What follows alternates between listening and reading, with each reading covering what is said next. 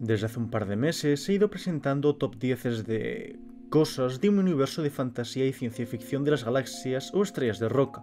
En el primer vídeo os hablé de 10 especies civilizadas no humanas y en el segundo de planetas habitados.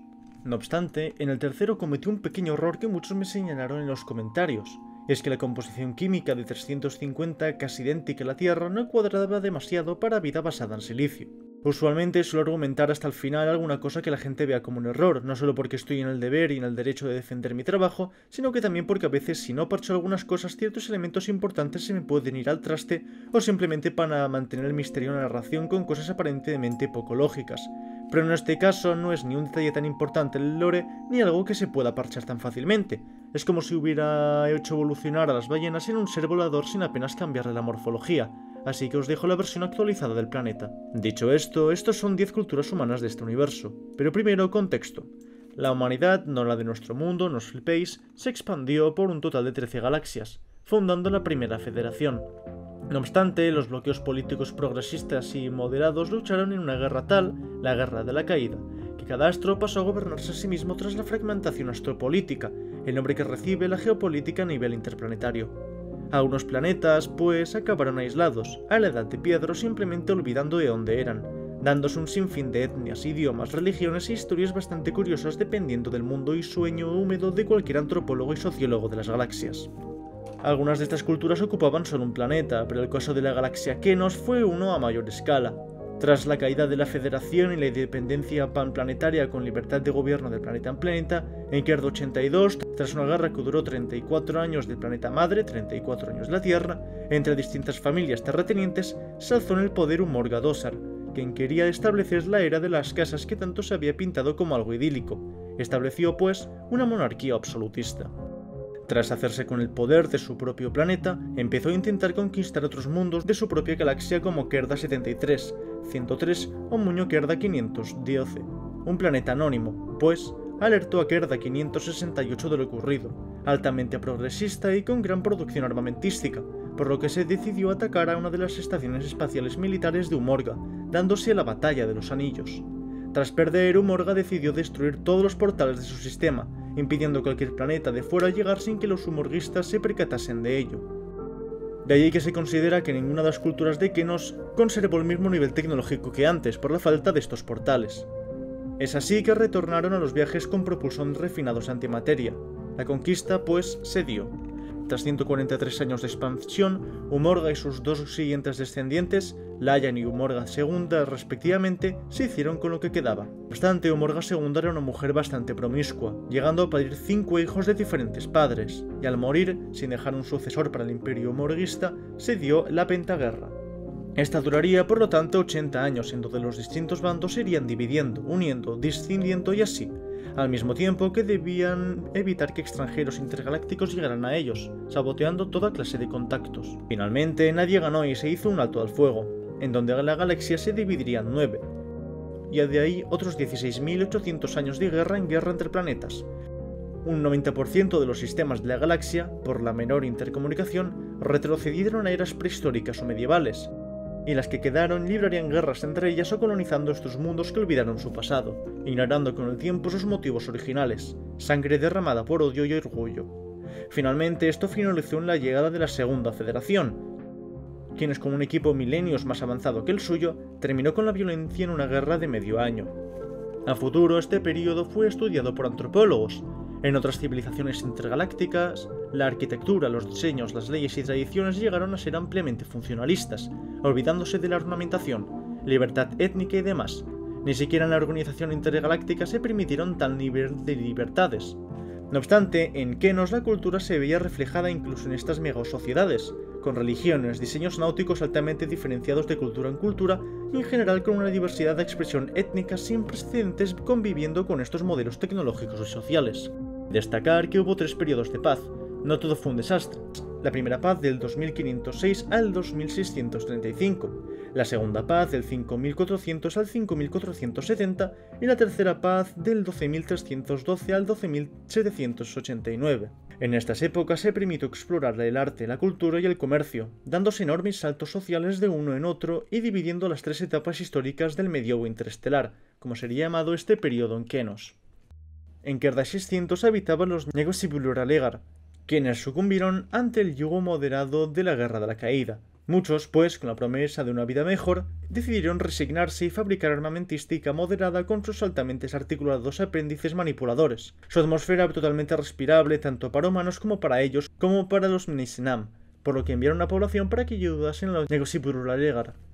Cuando el planeta ganó su independencia, Negosibuluralegar y los Mnesenam dieron lugar a una rebelión contra los humanos que desembocaría en la Guerra de las Tres Civilizaciones. Al cabo de pocos meses, los humanos les dieron los mismos derechos que los demás y les cedieron territorios en donde no les molestarían. En uno de los Mnesenam fundarían megaciudades capaces de abarcar toda su población, convirtiéndose en Mnesenam Cadial, y los Negosibuluralegar volvieron a su estilo de vida anterior, semejante al del medievo tardío.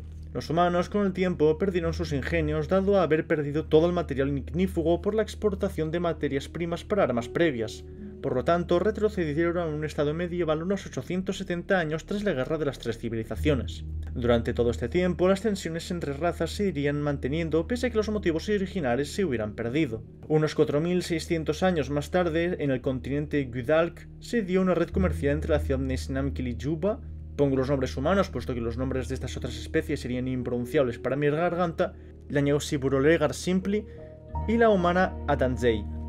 Con el tiempo, pues, se daría lugar a un emplazamiento portuario llamado Kadzis, en donde estas tres civilizaciones convivirían, compartiendo descubrimientos científicos, cultura y perspectivas únicas.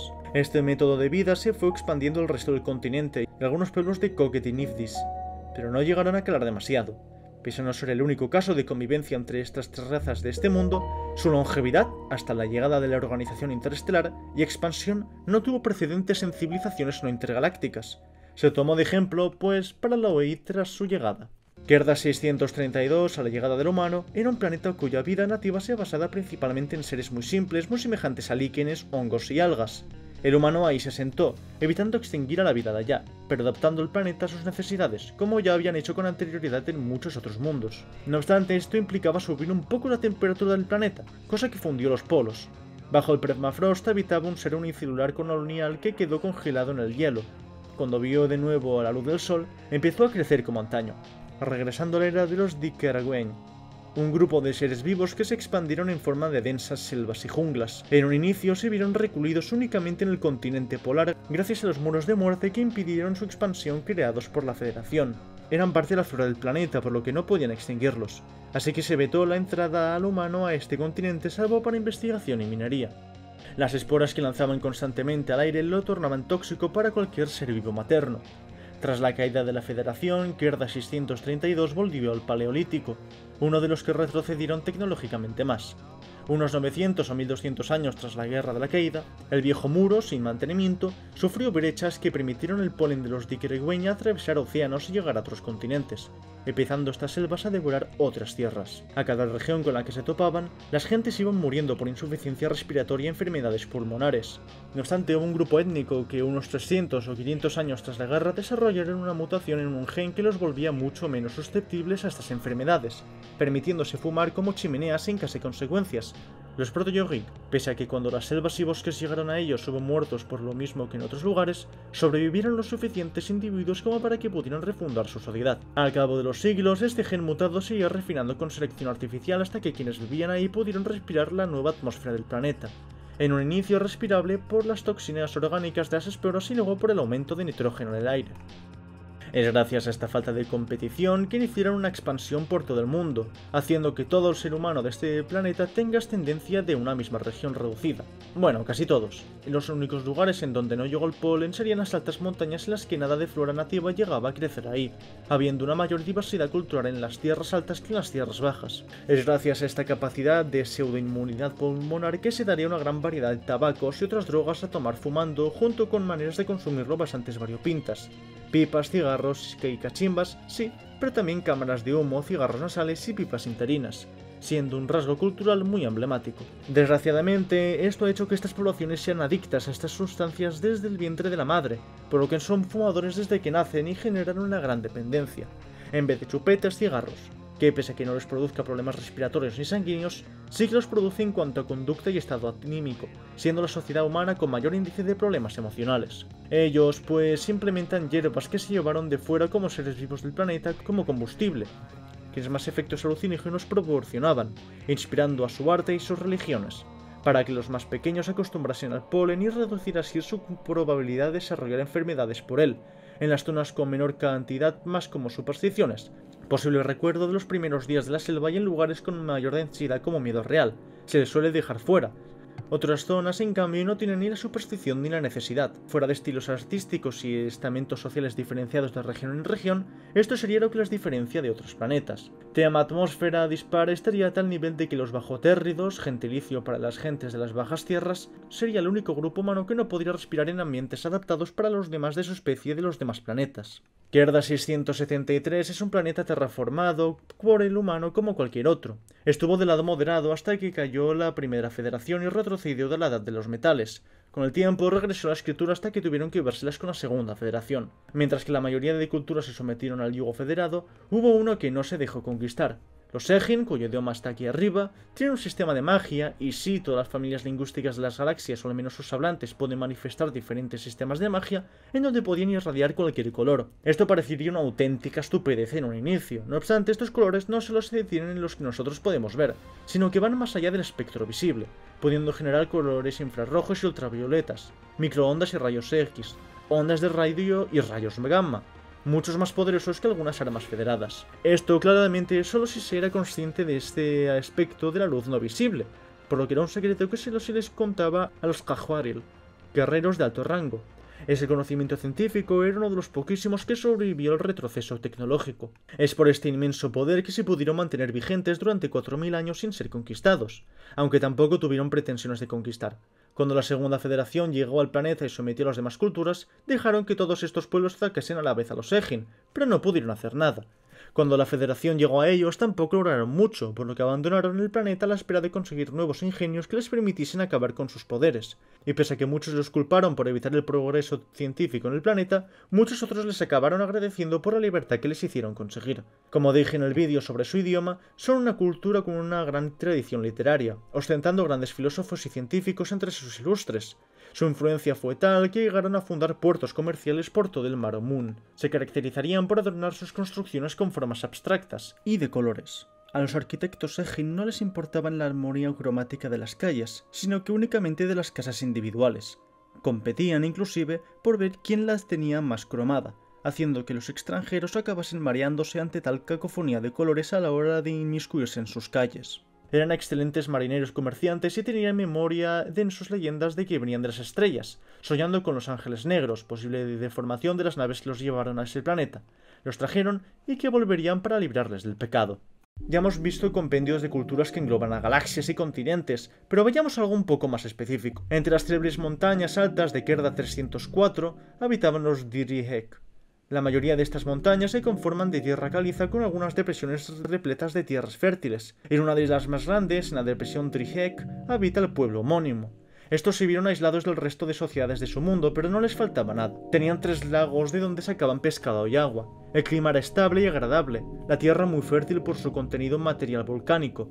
Desarrollaron incluso escritura y estaban separadas por 9 aldeas autogobernadas. Las decisiones políticas se decidían en esas asambleas, celebrándose una vez al año una entre las 9 aldeas que acabaría por convertirse en un festival en donde se compartían bienes. Rara vez, pues, se llegaba al conflicto serio. Consideraban que lo que había allí de las montañas negras que los rodeaban era el infierno. Y razón no les faltaba. Quien asomase la cabeza por estos montes solo vería kilómetros y kilómetros de tierra tan volcanizada que era tóxica para la siembra con criaturas y habitantes que a ojos maternos parecerían verdaderos monstruos, los nativos del planeta, los cuales no podían ser digeridos por los humanos, pero sí viceversa. Pensaban pues que su diosa madre, Rael, guardaba este pequeño refugio en su vientre y que un día lo verde se expandiría por el resto de las tierras negras, es decir, que los pariría, momento en el que el alma de los humanos se elevaría. Los muertos volverían y los vivos devenirían inmortales. Sin embargo, un día se toparon con un Baijir, un nativo del planeta que se había extraviado herido de su camino y que ahí acabó. Pese a lo dantesco de su aspecto, lo rescataron y él, maravillado por la abundancia del lugar, cuando volvió a su hogar se lo notificó a su aldea, momento en el que estos Baijir lo atacaron, matando a cada hombre, mujer y niño, todos indefensos por nunca haber aprendido ni a cazar ni a luchar, adueñándose de esas tierras y dejándose las ruinas de lo que fueron. En Kerda 823, uno de los últimos planetas en ser conquistados, el planeta aún no estaba del todo adaptado, viviendo ahí únicamente científicos militares y algún que otro noble. No se tiene mucha constancia de lo ocurrido, pero tras un par de décadas de su independencia del bando moderado se dio una guerra civil a causa de un vacío de poder que dividió el planeta, y tras una guerra que duró entre 80 a 130 años, no se tiene del todo claro, la civilización que ahí se asentó acabó en ruinas, retrocediendo ahora sí al Paleolítico. Este planeta pues empezó a producir unas altas cantidades de dióxido de carbono y oxígeno al no tener la atmósfera del todo calibrada, cosa que hizo que creciera de sobremanera la vegetación que desde hacía cientos de años se había adaptado a crecer lo máximo posible hasta que los humanos los podaran. Este mundo pues se vio cubierto de miles de kilómetros de frondosas selvas y bosques, en donde pocas culturas requirieron de ganadería ni siempre dado los abundantísimos frutos y tubérculos de allá, forzando a la mayoría a ser vegetarianos. En una de estas junglas, en cambio, se dio una mutación unos 11.000 años tras la Guerra de la Caída que hacía que la magia no alterase a los hijos, por lo tanto no dándoles poderes y por lo tanto haciendo que todos pudieran hablar. Este gen se expandió por todo el continente de Fulgurka, haciendo que cuanto uno más se adentra al origen geográfico de esta mutación, más probabilidades de hablantes habría, tornando a los poderosos de Masterka como una casta de guerreros superior y sagrada, mientras que las identidades de alrededor se fueron moviendo. Una que apenas cambió ni lingüística ni culturalmente, con un 97,8% de parlantes en su población, afirman ser quienes originaron este gen, los Groski, sus guerreros con magia, los Kuldimai, y son casados con el líder de cada población sin distinción de género para servirles solo a él. Hay la opción para los poderosos de hacerse eunucos al llegar la mayoría de edad y tener una vida como la de cualquier otra persona de su cultura, salvando el hecho de que no podrían tener hijos, aunque sí pueden casarse. Los demás parlantes, en cambio, sí se dividen entre los hombres quienes acostumbran a trabajar y las mujeres quienes se encargan de las tareas domésticas, labor que también hará el hombre hasta que se case en la familia de sus padres cuidando hermanos pequeños, matrimonio determinado por la decisión de los padres. Una vez al año, determinado con un calendario lunar, todos viajan en grupo hasta la cueva de Bogdai o Luderno, dependiendo de en dónde se encuentre la población, habiendo disputas por ver cuál es la cueva sagrada de verdad. Y ahí comparten comida entre vecinos, declaran matrimonios y bailan. Los Kuldimai, no obstante, se quedan en la aldea para evitar que los espíritus invasores lleguen en la ausencia de los demás. De hecho, no pueden salir de sus aldeas y no pueden tener ningún tipo de contacto con la gente del exterior, tapándose con unas mantas ornamentadas, los Komnauji, cuando uno viene de visita para que no los vean. La Segunda Federación, tras décadas de estar observando a Kerda 612, empezaron a detectar emisiones de radio y naves salir del planeta. De momento muy rudimentarias, pero ya estaban, suficiente como para que iniciaran comunicación con los humanos del planeta. Es de este modo que tras comunicarse con ellos y descifrar uno de sus idiomas más hablados, un grupo de diplomáticos y militares bajaron al planeta a la ciudad que más activa estaba, y al bajar a ver sus anfitriones alzaron las cejas confundidos. No vieron ni un solo humano, únicamente a máquinas gigantes. Pensaron en un inicio que viene akerdizado, en vez de decir aterrizar por la Tierra, al unizar por la Luna se dice akerdizar por los planetas Kerda, en una fábrica por error. Pero rápidamente una de estas máquinas empezó a hablar.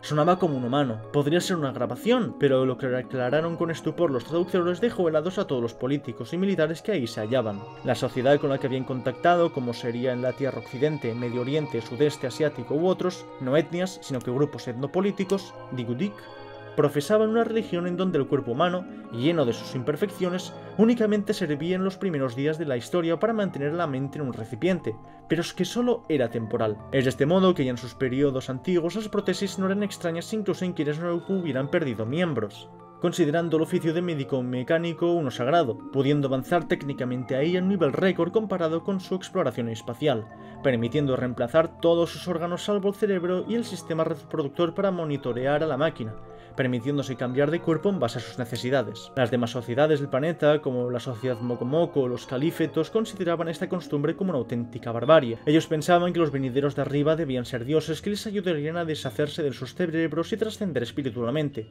su única pieza biológica, su única debilidad. Al ver que eran seres orgánicos tan asustadizos como sus vecinos los Mogomoko y calífetos, mandaron a ejecutar a los federados y tras una guerra que ganó la Segunda Federación no sin antes dar su gota gorda, se legalizó la mutilación absoluta que se cometía contra los recién nacidos para pasar a ser máquinas desde el minuto 1, aunque no en mucho caso se hizo esto. Mucha gente pudiente los financiaba para sus labores con los beneficios de un cuerpo que no se cansaba fácilmente, que negligía su propia salud mental y con una mayor capacidad adaptativa para distintas labores, por lo que en este planeta se siguió ejerciendo esta práctica, popularizándose a otros mundos en el León de Tafukt por su utilidad, A partir de este incidente algo atropellado, se obligó a entablar comunicación audiovisual con las sociedades con las que se iban a contactar. Parte de su mecánica y medicina superaban a los de la Segunda Federación, por lo que tomaron algunos de sus ingenios para ellos. Aparte, estos robots, pese a que muchos consideraban que su trasfondo fuera tétrico, tenían una ornamentación rica y siempre buscaban la belleza en sus diseños. Incluso los más pobres tenían derecho a un cuerpo biónico por mucho que este fuera simple, dado por la Gihuchka, el organismo institucional religioso centralizado de Digudik. La cultura Urnulach habita en los picos del continente único de Kerda 423. Este planeta tiene un eje de inclinación muy acentuado, haciendo que los veranos sean mucho más calurosos y los inviernos mucho más fríos. Esto ha conferido al haplogrupo 423K2 la capacidad de cambiar parte de su morfología dependiendo del tiempo, siguiendo de tez pálida con fosa nasal ensanchada con la punta de la nariz afilada en invierno y de tez oscura con fosa nasal adelgazada con la punta de la nariz ensanchada en verano. Podríamos hablar de todo este haplogrupo y de cómo la moda cambia de estación en estación, de cultura en cultura, no solo con los cambios morfológicos, sino que también por la temperatura. No obstante, me quería centrar en una costumbre que se tiene en las ciudades. Habiendo inventado el termómetro en la etapa entre el medievo y lo contemporáneo, establecieron que la temperatura media en invierno era de 4 grados, dentro de su propio sistema de medida, claro, en su región, mientras que en verano era de 40.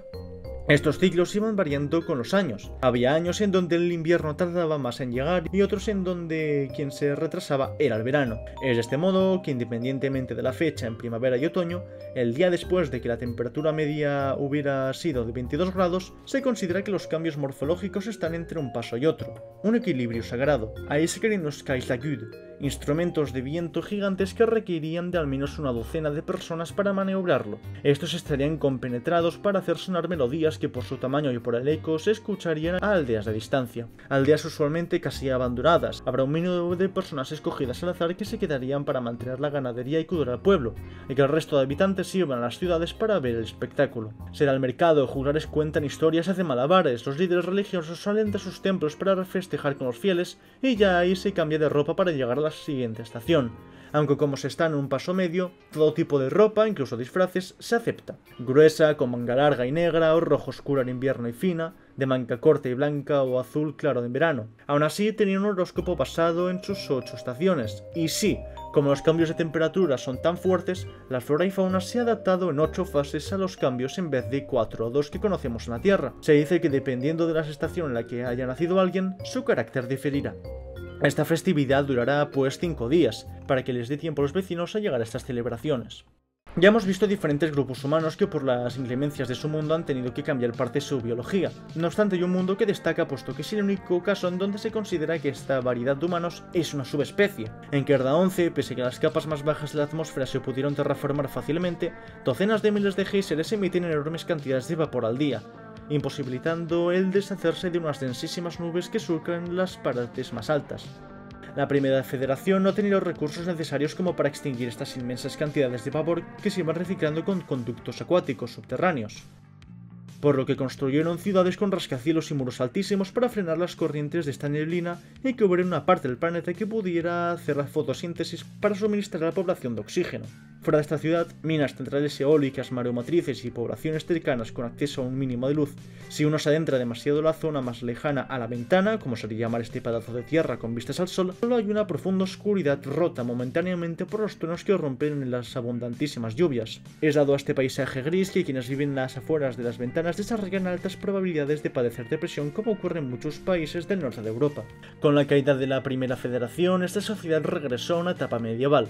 Sin los recursos técnicos como para mantener estos muros que protegían a la población del frío y la oscuridad, por la que al cabo de 1400 años aproximadamente, los muros y rascacielos se desgastaron con el roce de estas corrientes, dejando oscuras a este planeta, volviendo la edad de los metales.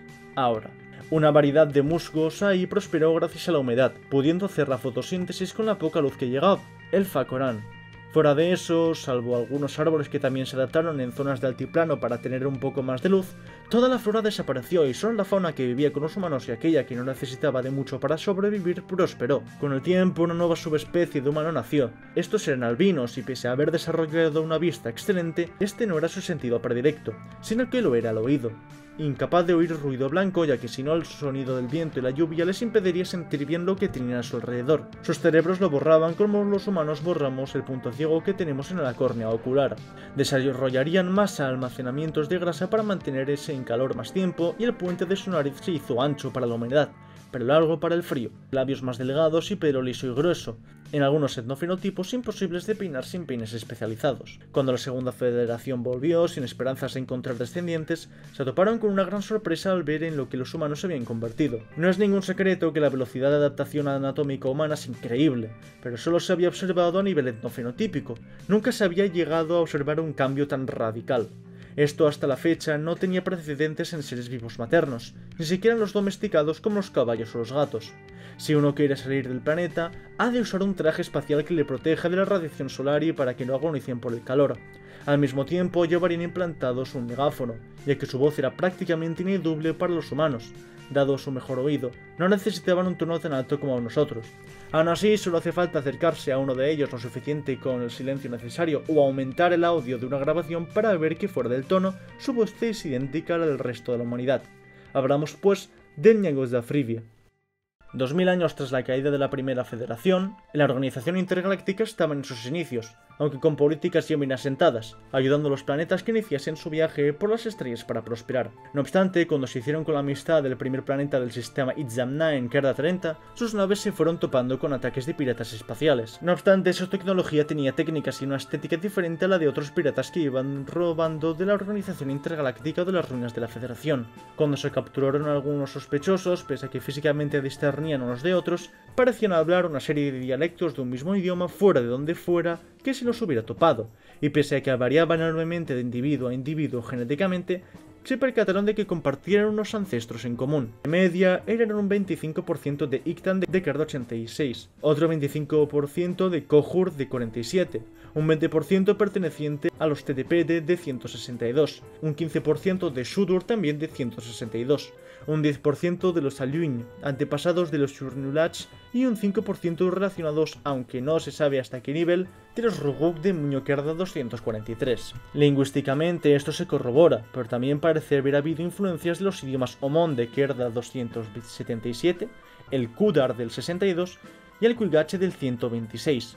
No se sabe de dónde vienen ni cómo han conseguido la tecnología, solo que aprovechaban los portales para ir a otros sistemas estelares a saquear. También se reportaron sus ataques en Kerda 401, 707 y Muñokerda 67, en donde a día de hoy podemos ver influencias genéticas y lingüísticas. No obstante, fue la Organización Intergaláctica la primera sociedad intergaláctica de tal nivel tecnológico con la que se toparon. Ellos legalmente podían defenderse a ellos y a los que se encontraban en caso de hallarse con otra sociedad intergaláctica que abusara de su superioridad tecnológica. Por lo que en 20 años a quienes abusaban de su poder y respondían con violencia les despojaron de su tecnología y los desterraron en el continente Ghidra de Muñokerda 648. Unos pocos se unieron a la OI por miedo a represalias, y otros adoptaron un perfil más bajo para que la OI no les atraparan. Eran bastante belicosos y, como ya he dicho, bajaban a planetas con menor nivel tecnológico para saquearlos y dar lugar a un tráfico de esclavos humanos intergaláctico. A los seres extramaternos directamente los cazaban y los canibalizaban, aunque no sé si el término canibalizar es el más correcto, aunque no pudieran digerirlos. Como con la galaxia Kenos, su tecnología estaba bastante ornamentada y pese a que no cumpliesen con los estándares de las demás culturas intergalácticas, le servían para desplazarse. Fuera de ello, sus estructuras sociales parecían más a las de una de la Edad de los Metales, con una religión animista que veneraba al espacio exterior, a la conquista y la guerra, tribus nómadas con un chamán que implementaba hongos alucinógenos para tener las visiones que le darían sabiduría, y estamentos sociales muy marcados. Hablamos de los Hodrug, y en Muñokerda 648 se fueron dividiendo en docenas de culturas, cambiando muy poco lo que ser Hodrug significaba.